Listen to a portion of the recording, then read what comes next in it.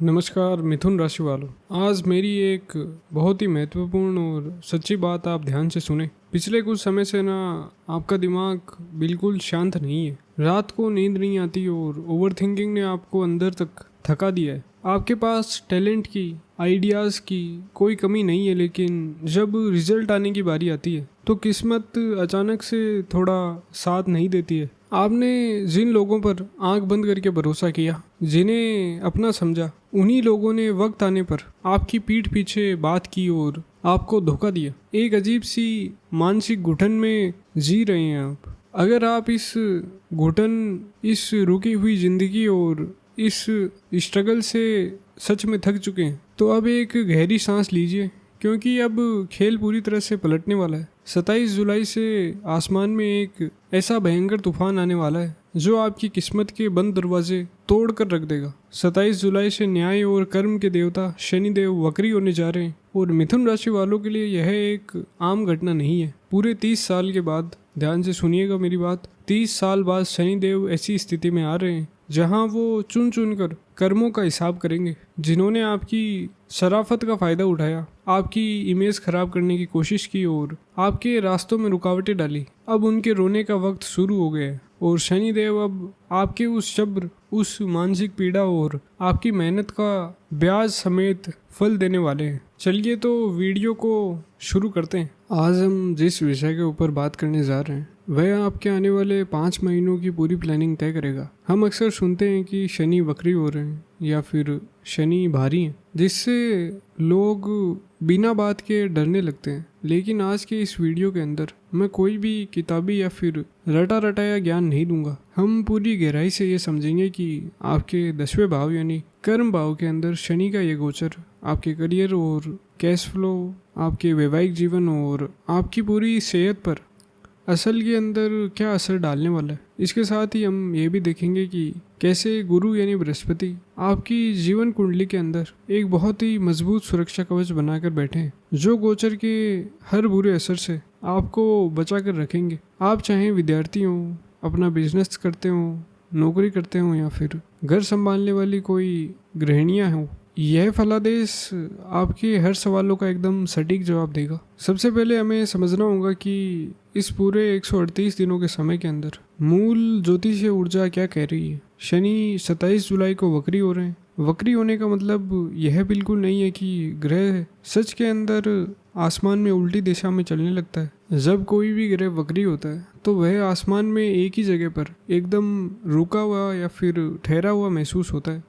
शनि के वक्री होने से उनका चेष्टा बल यानी काम करने की जो ताकत है वो पहले से 3 गुना ज़्यादा बढ़ जाती है। अब क्योंकि शनिदेव वायु तत्व के ग्रह हैं और वह मीन राशि के अंदर, जो कि जल तत्व की राशि है, उसके अंदर गोचर कर रहे हैं, तो यह जो कॉम्बिनेशन है ना, यह हवा और पानी का एक बड़ा ज्योतिषीय टकराव है। जब पानी के अंदर तेजी से हवा जाती है तो ऊर्जा का दबाव बहुत ज़्यादा बढ़ जाता है। इन 138 दिनों के अंदर आपकी ज़िंदगी में भी ऊर्जा का एक बहुत बड़ा उछाल आएगा। आपका अहंकार या फिर अग्रेशन इस समय बढ़ सकता है, जिससे आपको अपनी समझदारी से पूरी तरह कंट्रोल में रखना होगा। यह समय आपसे धीरज रखने की मांग कर रहा है, क्योंकि जल्दबाजी में लिए गए फैसले इस दौरान में बड़ा नुकसान करा सकते हैं। अगस्त के महीने में जब यह गोचर ऊर्जा अपने सबसे ऊंचे स्तर पर होगी, तब आपको अपने स्वभाव के अंदर बहुत ज़्यादा शांति और नरमी लानी होगी। इसके लिए रोज़ सुबह सूर्य देव को जल चढ़ाना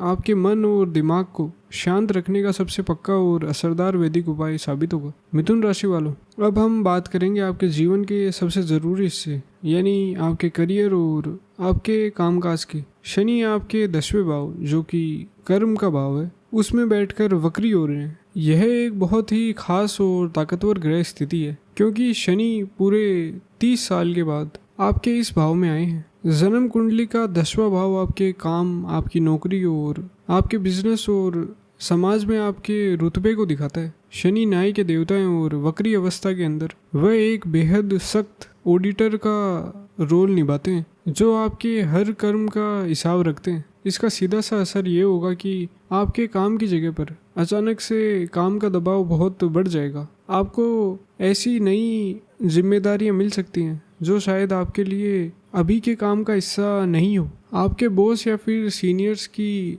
आपसे उम्मीद काफ़ी बढ़ने लगेगी। यह सब इसलिए हो रहा है क्योंकि वक्री शनि पिछले भाव यानी आपके 9वें भाव के रिजल्ट भी दे रहा है, जो भाग्य और धर्म का भाव है। भाग्येश जब कर्म भाव में इतना ताकतवर हो जाए तो वह आपसे आपके पुराने अधूरे कामों को पूरा करने की मांग करता है। हो सकता है कि बीते समय के अंदर आपने कोई काम टाल दिया हो या फिर किसी प्रोजेक्ट के अंदर कोई भी कमी छोड़ दी हो। शनि अब आपको उस गलती को सुधारने का पूरा मौका दे रहे हैं। यह स्थिति खास तौर पर अक्टूबर की शुरुआत तक थोड़ी मुश्किल लग सकती है, लेकिन यहाँ आपको एक ज्योतिषीय सच मानना होगा कि आपको अपने काम के अंदर कोई भी शॉर्टकट बिल्कुल नहीं लेना है। आपको गीता के कर्म सिद्धांत को अपनी ज़िंदगी का आधार बनाना होगा। अगर आप केवल अपने काम पर फोकस करेंगे तो आपका कार्य क्षेत्र पूरी तरह से सुरक्षित रहेगा। जो लोग IT, artificial intelligence, import export या फिर सोशल मीडिया के क्षेत्र के अंदर काम कर रहे हैं, उनके लिए यह समय एक बड़ा प्रॉफिट लेकर के आ सकता है, क्योंकि 11वें भाव में बैठा राहु का शनि के साथ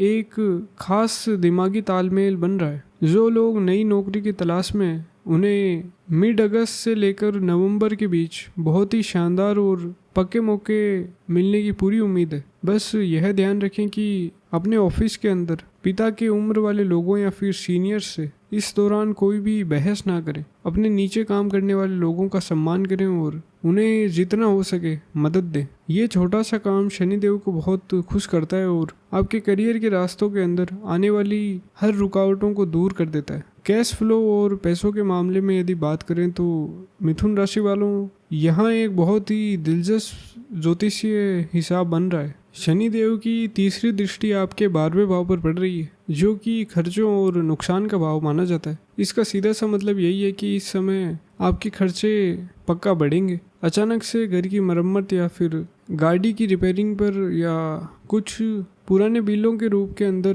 पैसे खर्च होने की नौबत आ सकती है। लेकिन यहाँ आपको परेशान होने की ज़रूरत नहीं है, क्योंकि देवगुरु बृहस्पति का रोल यहाँ बहुत शुभ है। बृहस्पति आपके दूसरे भाव यानी धन भाव में बैठे हैं और वहाँ से उनकी पवित्र 9वीं दृष्टि सीधे 10वें भाव में बैठे शनि पर पड़ रही है। वैदिक ज्योतिष का यह एक माना हुआ नियम है कि जब किसी क्रूर ग्रह पर शुभ और शांत ग्रह की पूरी दृष्टि पड़ती है तो कड़क ग्रह या फिर क्रूर ग्रह उनका बुरा असर शांत हो जाता है और उनकी शुभता कई गुना बढ़ जाती है। गुरु और शनि मिलकर यहाँ एक बहुत शुभ धन त्रिकोण बना रहे हैं। इसका मतलब यही है कि खर्चे जरूर बढ़ेंगे, लेकिन उस खर्चों को संभालने के लिए लिक्विड कैश का फ्लो भी उसे लगातार रफ्तार बनाकर रखेगा। आपकी कमाई के नए रास्ते खुलेंगे। खास तौर पर सितंबर और नवंबर के महीनों में पैसा आने के बहुत अच्छे योग गोचर में दिखाई दे रहे हैं। धन आएगा, पर शनि यह भी देखेंगे कि आप उस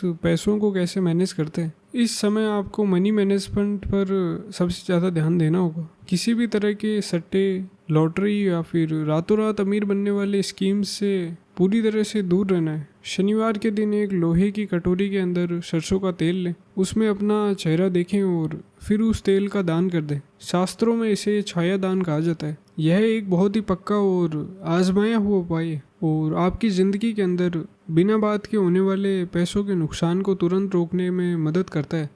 सेहत के नज़रिए से शनि का यह गोचर आपके लिए कुछ मिले जुले रिजल्ट्स लेकर के आ रहा है। एक तरफ जहां ऑफिस का दबाव आपकी नींद के रूटीन को ख़राब कर सकता है, वहीं आपको मानसिक थकान, सर दर्द या फिर वात रोग यानी शरीर के अंदर हवा और गैस से जुड़ी समस्याएं महसूस हो सकती है। यह असर वायु तत्व के ग्रह शनि के कारण होता है। लेकिन दूसरी तरफ एक बहुत ही पॉजिटिव ज्योतिष की बात यह है कि शनि की 12वें भाव, जो कि अस्पताल और खर्च का भाव है, उस पर दृष्टि आपके उन पुराने दवाओं के खर्चों को अब पूरी तरह से रोक देगा, जो पिछले कई महीनों से लगातार चल रहे थे। अगर आप या फिर आपके परिवार का कोई सदस्य किसी पुरानी बीमारी से परेशान था, तो 27 जुलाई के बाद से ही इलाज, सही डॉक्टर और सेहत के अंदर तुरंत आराम मिलने के साफ योग बन रहे हैं। फिर भी ज्योतिष केवल एक गाइड है, इसलिए किसी भी शारीरिक तकलीफ को इग्नोर ना करें और तुरंत एक अच्छे डॉक्टर से सलाह ज़रूर लें। अपने दिमागी टेंशन को कंट्रोल करने के लिए ध्यान और मेडिटेशन की आदत डालें और अपने भगवान की पूजा करें और उन पर पूरा भरोसा रखें। रिश्तों और पारिवारिक जीवन को देखें तो शनि की 10वीं पूरी दृष्टि आपके 7वें भाव यानी सप्तम भाव पर पड़ रही है। यह भाव शादी, प्यार और पार्टनरशिप का मुख्य भाव होता है। जिनकी शादी नहीं हुई और जो शादीशुदा हैं उनके लिए इसके रिजल्ट अलग अलग होंगे। जो लोग सिंगल हैं और लंबे समय से सही जीवन साथी की तलाश कर रहे हैं उनके लिए यह समय एक बहुत ही अच्छा और नया मोड़ लेकर के आने वाला है। वक्री शनि का यह असर आपकी ज़िंदगी के अटके हुए मामलों को अचानक से एक नई रफ्तार देगा। गोचर की स्थिति यह बताती है कि अगस्त के आखिरी से नवंबर के 20 तक आपकी शादी के बहुत ही पक्के और मजबूत योग बन रहे हैं। आपको कोई बहुत ही अच्छा और पक्का रिश्ता मिल सकता है। दूसरी तरफ जो लोग पहले से शादीशुदा हैं उन्हें इस समय थोड़ा सावधान रहने की सलाह दी जाती है। शनि की दृष्टि के असर से आपके जीवन साथी के नेचर में अचानक से थोड़ी जिद आ सकती है। आपको ऐसा लग सकता है कि विचारों में मतभेद बढ़ रहा है या फिर रोज़मर्रा की छोटी छोटी बातें एक बहस बन रही है। ऐसा इसलिए होता है क्योंकि शनि के गोचर के दौरान पुरानी दबी हुई बातों को शनि बाहर लेकर के आता है। इस समय खास तौर पर अक्टूबर के महीने में रिश्तों में टेंशन थोड़ी बढ़ सकती है। यहाँ आपको पूरे धीरज के साथ काम लेना होगा। अपने पार्टनर पर अपनी बात थोपने की कोशिश ना करें। अगर वह मानसिक या फिर शारीरिक रूप से थके हुए हैं तो उन पर अपनी उम्मीदों का एक्स्ट्रा दबाव ना डालें। हर मंगलवार और शनिवार को हनुमान चालीसा का 3 बार पाठ करना शुभ रहेगा। हनुमान जी की पूजा और ध्यान शनि और मंगल दोनों की तेज ऊर्जा को बैलेंस करता है, जिससे आपके घर के अंदर का माहौल बहुत तेजी से पॉजिटिव, शांत और प्यार भरा होने लगेगा। परिवार और आपस के लोगों के साथ आपके तालमेल को अगर हम ध्यान से देखें तो मिथुन राशि वालों, शनि की 7वीं पूरी दृष्टि आपके चौथे भाव पर पड़ रही है। जन्म कुंडली का चौथा भाव हमारे घर की सुख शांति, माता और प्रॉपर्टी का कारक होता है। अगर आपकी जमीन जायदाद या फिर प्रॉपर्टी से जुड़ा कोई झगड़ा लंबे समय से चल रहा था या फिर कोई नया घर या फिर गाड़ी लेने की प्लानिंग कर रहे थे तो रुकी हुई वह कानूनी प्रोसेस अब तेजी से आगे बढ़ेगी। लेकिन एक ज्योतिषी के रूप में मेरी एक बहुत ही साफ सलाह है कि इन 138 दिनों के अंदर प्रॉपर्टी या फिर परिवार से जुड़ा कोई भी बड़ा पैसों का फैसला केवल मुंह जुबानी वादों से बिल्कुल ना करें। हर लेन देन और एग्रीमेंट्स लिखित रूप के अंदर यानी पेपर पर होने चाहिए। वक्री शनि अक्सर कागजों की कमी को सामने लेकर के आते हैं और अगर आपने पेपर्स के अंदर कोई लापरवाही की तो आगे चलकर परेशानी हो सकती है। इस समय आपको अपने माताजी की सेहत का खास ख्याल रखना होगा। उनके पैरों में दर्द और जोड़ों से जुड़ी तकलीफ गोचर के असर के अंदर अचानक से बढ़ सकती है। घर में फालतू की बहस से बचें और घर के माहौल को जितना हो सके शांत रखें। घर की ऊर्जा को पॉजिटिव बनाए रखने के लिए शनिवार की शाम पीपल के पेड़ के नीचे सरसों का तिल के तेल का दीपक जलाएं। यह एक बहुत ही फायदेमंद उपाय है। इससे घर के झगड़े दूर होते हैं और घर में सुख समृद्धि हमेशा बनी रहती है। मिथुन राशि के विद्यार्थी वर्ग के लिए यह गोचर बहुत ही अहमियत रखता है। पिछले कुछ समय से आपके मन में जो कन्फ्यूजन की स्थिति बनी हुई थी या फिर पढ़ाई के अंदर फोकस टूट रहा था, उसका मुख्य कारण शनि का रेवती नक्षत्र में गोचर करना था, जिसके स्वामी बुध हैं और बुध आपके लग्नेश भी हैं। लेकिन जैसे जैसे हम वक्री गोचर के अंदर आगे बढ़ेंगे आपके फोकस और आपके मन के अंदर एकाग्रता काफ़ी बढ़ जाएगी और आपको सुधार देखने को मिलेगा। खास तौर पर बड़ी डिग्री की पढ़ाई कर रहे या फिर विदेश जाकर पढ़ाई करने वाले, सपने देखने वाले छात्रों के लिए यह समय एक बड़ा बदलाव लेकर के आएगा। शनि आपके 9वें भाव जो कि उच्च शिक्षा का है और 8वें भाव जो कि गहरी रिसर्च का है उसके स्वामी है। जो छात्र रिसर्च, आईटी और किसी भी टेक्निकल फील्ड के अंदर पढ़ाई कर रहे हैं उन्हें सितंबर से नवंबर के बीच अपनी मेहनत के बहुत ही शानदार रिजल्ट हासिल होंगे। अपनी बुद्धि और याद रखने की ताकत को और ज़्यादा तेज करने के लिए हर बुधवार को भगवान श्री गणेश जी की पूजा करें और ओम गण गणपते नमः मंत्र का रोज जाप करें। घर संभालने वाली गृहिणियों और हमारे काम से रिटायर्ड हो चुके बुजुर्गों के लिए भी यह गोचर अपने आप खास असर लेकर के आ रहा है। मिथुन राशि की हाउसवाइफ्स के लिए यह समय चौथे भाव को एक्टिव कर रहा है। घर परिवार की जिम्मेदारियों का जो लोड है इस समय आप पर थोड़ा बढ़ सकता है।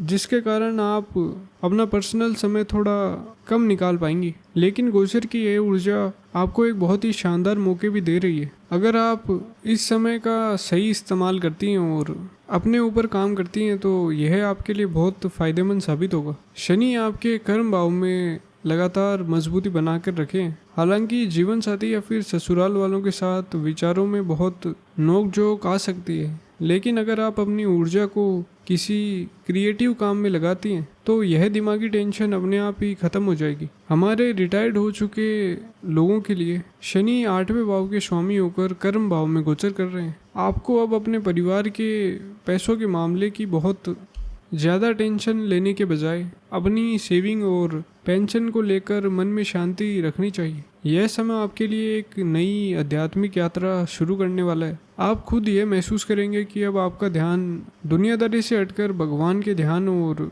गहरी सोच की ओर ज़्यादा लग रहा है। अपनी सेहत और ख़ास तौर पर घुटनों और कमर का बहुत ज़्यादा ध्यान रखें और रोज़ नियम से विष्णु सहस्त्र नाम का पाठ सुने। यह आपके जीवन के इस दौर के अंदर आपको बहुत ज़्यादा शांति और संतुष्टि देगा। यात्राओं की बात करें तो 12वें भाव पर शनि की पूरी दृष्टि और 9वें भाव का एक्टिव होना लंबी दूरी की यात्राओं के मजबूत योग बना रहा है। जो लोग विदेश यात्रा, वर्क वीज़ा या फिर परमानेंट रेजिडेंस यानी पीआर के प्रोसेस के अंदर उलझे थे, उनकी रुकी हुई फाइल सब पास होने की पूरी उम्मीद है। यह सच है कि कुछ यात्राएं बहुत अचानक होंगी और शरीर को थकाने वाली हो सकती है, लेकिन वह आखिर के अंदर आपके काम के लिए फ़ायदेमंद साबित होंगी। अक्टूबर के महीने में किसी भी सफ़र के दौरान अपने ज़रूरी कागज़ों और सामान का बहुत ज़्यादा ध्यान रखें। आज के समय के अंदर दिमागी और आध्यात्मिक सेहत की अहमियत सबसे ज़्यादा है। 27 जुलाई के गोचर के कुछ ही दिनों के अंदर